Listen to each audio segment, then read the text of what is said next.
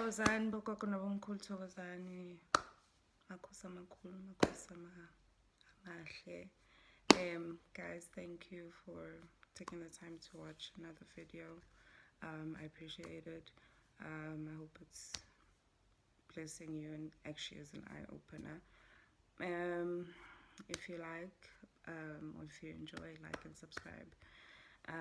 This is not an ordinary channel, so I think it's also like the chosen that will be subscribing. So nonetheless, guys, I just wanted to give almost like a recap or almost like a summary in the past videos that we covered so far, but also to kind of give you an introduction as to the following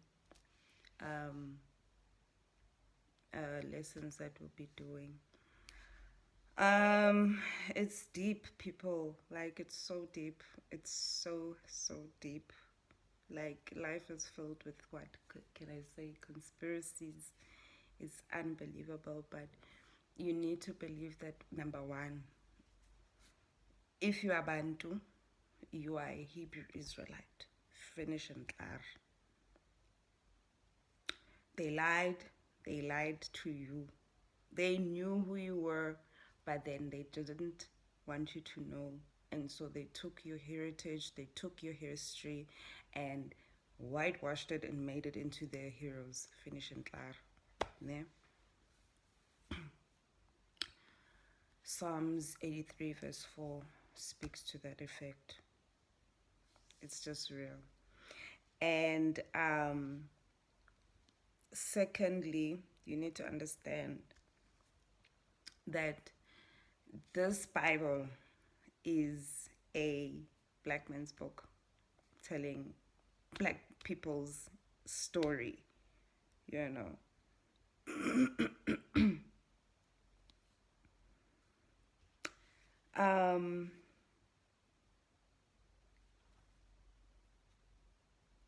And so even now, in this whole truth, there is like a call for us, all of us, to get back and know God for who He is, you know. In 1 John chapter 2 verse 18, it says, "Little children, it is the last time, and as ye have heard that the antichrist shall come, even now are there many antichrists, whereby we know that it is the last time." You know, already in the days of Paul, there was an antichrist. The antichrist was starting to show their presence on earth. And what is antichrist really? It's everything that is against Christ. If Christ is black, then it's anti. It's racism, equals racism. You understand? I used to ask myself, why is a black man so hated? You know? And then I think eventually, little by little, I concluded that, okay, maybe it's because I believe that black people are spiritual, just naturally. We are prone to, like, we're just spiritual. I don't know if it's with prayer, but we fill up churches, you know. But it wasn't, or maybe it was a half truth. We just know we have the oracles of God within us. We had them from the beginning. We have them even today, you know. And then one thing we must remember, that God is the same. God said He changeth not. So the way in which He works back then is the way He's going to work even today. Meh.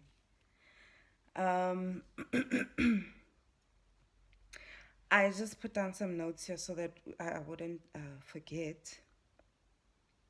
So I also did the video about the ancestors not being demons, guys. Please, there's many examples in the Bible where spirits, you know, Jesus would make parables about, like Lazarus, or they don't just, they go to a certain place and they await the coming of Christ like us, but they are appointed ones, just like Jesus. That whole, I gave the example of that whole scenario. You know, someone said yes, but it was a vision. And I mean, like, yes, ancestors are not going to come in the physical. My goodness me. They're not going to come in the physical. Obviously, it's going to be a vision or in dreams, but they have a purpose. God is showing you there is a purpose in which it's not was just Jesus only. Do you understand?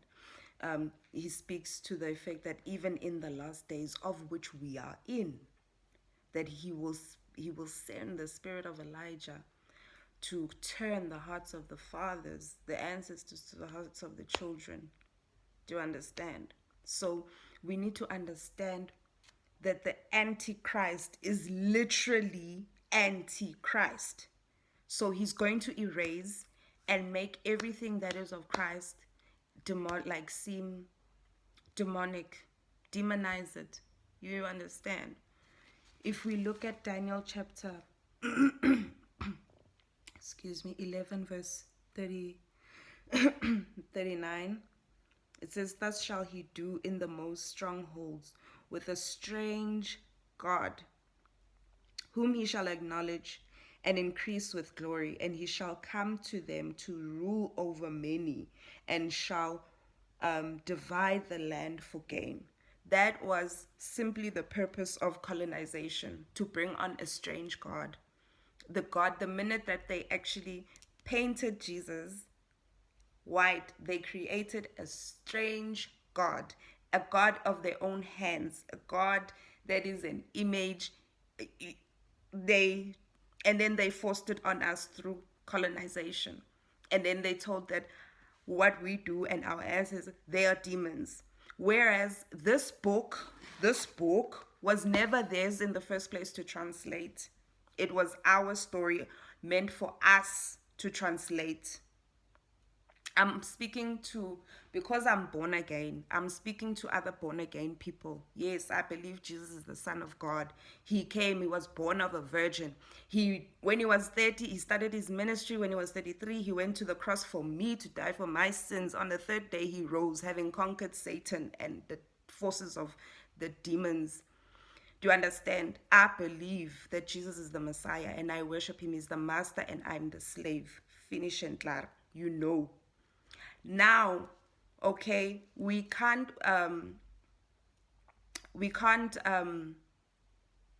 say that these people are like another race, Gentiles, and I'm gonna call them Gentiles.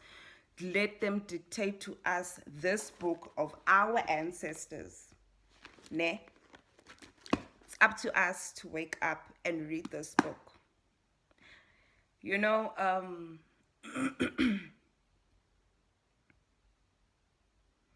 there is a there is a call for us. There's a term that we use when you say that we are going to train to work with ancestors.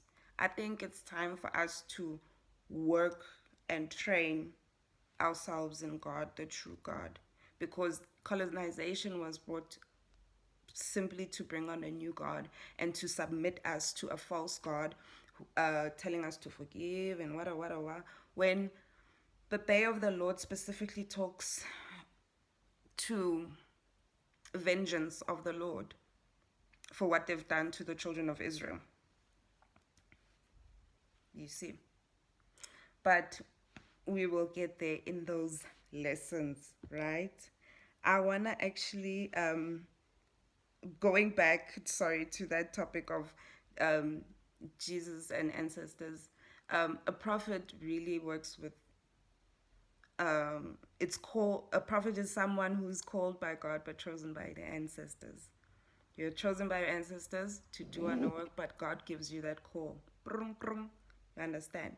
And another thing, if you must understand the example of a familiar spirit, basically, someone who has a familiar spirit and works or lives off a familiar spirit, because people get familiar spirits for different reasons. Sometimes it's for success or money and whatnot. I don't know. Other than to be mediums and all sorts of things. Those are familiar spirits. So in South Africa, you would say uyotwala. Utwala imoya or something, utwala whatever, inyoka or whatnot, is biblical. All these things are in the Bible. Familiar spirit into is outside of God, meaning it's in darkness. It's not something that originates from God as a a true calling as umntana wedlozi, or a true calling of a true ancestral calling from God. You understand? Right.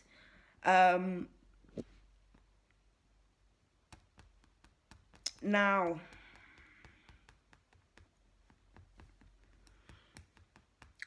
why we need to understand that when we listen and go ahead with this colonization and the way in which now we demonize our ancestors and we demonize your prophets, sangomas, you understand? In the words of Jesus, you are killing your prophets. To understand, because this is an Israelite heritage. I'm not sure if all the Gentiles are accessible to their ancestors. I'm not sure, but I see it for the Israelites. So I wish people can just hang 10, realize that we have been colonized and told lies. We actually need to go back to square one and go back and sit down and ask God to introduce himself to us. Because at the end of the day, God requires us to worship him in spirit and in truth, of which we've only had a half truth. Hence, we could be saved and God could reach us. But it's not a full truth. To understand? And I will also delve in deeper than this, but I will just give a brief introduction to how our ancestors help us, how where they come in, and the gift, how it functions, how it ties up with our lives, and how relevant it is. We must understand that the book of Leviticus, right? All of those things sought the law in which God gave the children of Israelites, sought to give his chosen people a way to live above the fallen state of sin. In other words, this way he gave us is a way that we use physical elements to address spiritual disease, and death by sin, or sin, because sin leads to death. So sin, spiritual disease, spiritual disease, and sin. The law addresses those things. Now, the Bible tells us that Jesus came to do away with the law of sin and death. Jesus had to come. His first coming he had to address the spiritual sin, the sin nature of man, the fall of Adam and Eve. He had to first address, before anything else, he had to address that. And that's what he came to do. The law of sin and death. Now I ask you, what about all the other things that are there in the book? Jesus didn't come to do away with that. That is our culture. Sithi ngesintu, isintu sethu, or usintu. Yeah, usintu. I think usintu is. No, there's isintu, there's usintu. Usigo. Huh? Man, usigo is. Okay. Anyway, I swear that way. But those That is our culture. Our culture is both our religion, if you can kind of get my thing, because our culture addresses spiritual matters, you know, the thing of the child must be circumcised, the child there must be a slaughter if someone sins, like does an unintentional sin, you know, what happens then? You know, my Bible tells me that there is a day of atonement, right, for all the sins of the nation. Then there is other things that address where you have to do rituals when something happens. If you impregnate a woman, there is a ritual that must be done out of marriage. Like you impregnate a woman out of marriage, there must be a ritual, or you must choose what to do and then you must do a ritual or whatever. It seeks to address a spiritual matter, but we'll get into the reasons why deeper, you know, because these things are almost like um, in heaven. Um, Jesus says, I'm going to prepare a house for you, you know. We have like our families when they, or not in heaven, but like our families where they go to pass on and they wait for us, they gather there, you understand? So spiritually, when you do the thing when the child is born and you do the offering, you understand? You're signing your name spiritually because of the blood. The blood is spiritual. You sign with the blood of the ink spiritually there to say this child has come into this family, is part of us, is not an orphan, and we need to protect this child. We need to make sure that this child is okay. We need to show this child what God has destined for them. You know, we need to, yes, basically. So these things that happen, they are spiritual diseases and spiritual diseases that need physical elements to be addressed, because we are physical beings, but the matters that we handle, because God is spiritual and his law is actually spiritual, must be addressed spiritually. But how do we do that? With blood. So you must be born again. You must be born again. You must be born again. You must be born again. Don't.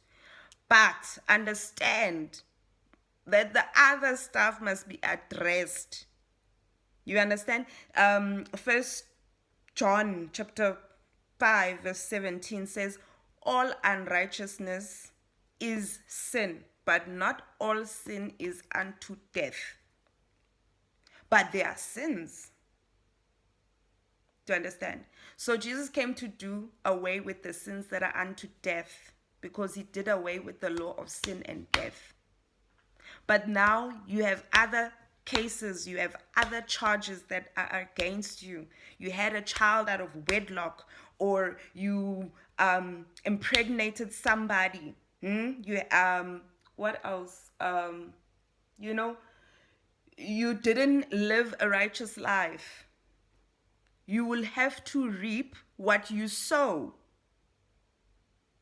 So your ancestors will come and help you. If you are the one who has been wronged, they will, or who the one who did wrong, they will show you like, look, there's a case against you because you did 1, 2, 3 against somebody, and you need to do restitution.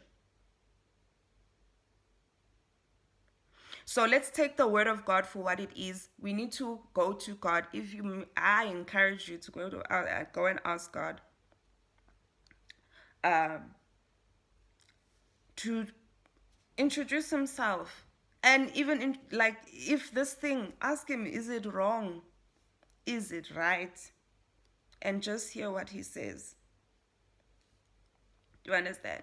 So here in South Africa, or in Bantu, actually not South Africa, but Bantu people, when you work with ancestors, or when a child is born, you need to do something for the child so that they are introduced into the family spiritually, because we are spiritual beings. We just possess a body, but there are spiritual beings that have passed on, who are who have the audience of God. Do you understand? Deborah was singing in that song that the stars fought for Israel. The stars are the ancestors that they fought for Israel. This is an Israelite heritage. I find it strange that why would God use an illustration whereby he is showing spirits show up to Jesus, but now ancestors are demons? Why would God do that? Like, no, God is not like flip-floppy here. God is not flip-flop. He means what he says, and he says what he means. The book is not a moral story. No, the book is a historical book, facts, prophecies. It's iyaphila. It's a living book, exactly. It's a living book. You know. So, y'all, please, we will go into depth, and we must just understand that we're told lies. There in America, y'all are very stubborn. They lied to you. You guys, I need to understand you were stopped. You were prevented. Us here in Africa, we were too many. They were never gonna stop us. They were never gonna stop the gift because we were so many. Y'all are a minority. You understand?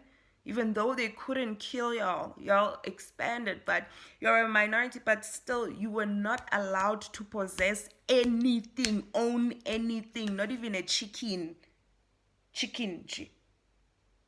So if your ancestors had come to you, it would have endangered your life even more. They had to hold up until now, because there are Americans now who are being called by God because they are chosen to do the work that side of what? Healing. But we will delve into those lessons further, because now we need to get serious. I mean, we are in the last days and the day of the Lord is upon us. And the spirit of Elijah is here. Many people are waking up. So the spirit of Elijah is here. And is turning the hearts of the fathers to the hearts of the children, and vice versa. Going even further to lead the disobedient to the wisdom of the just. Thokozani. So I just encourage you guys to seek God for yourself. I always ask, like, even the pastors that we have today, hi boo, no guys. No, like twice Revelation tells us, chapter after chapter, following chapter, consecutive chapters, with these people are not the people, and yet they force us to bless those Jews, the synagogue of Satan.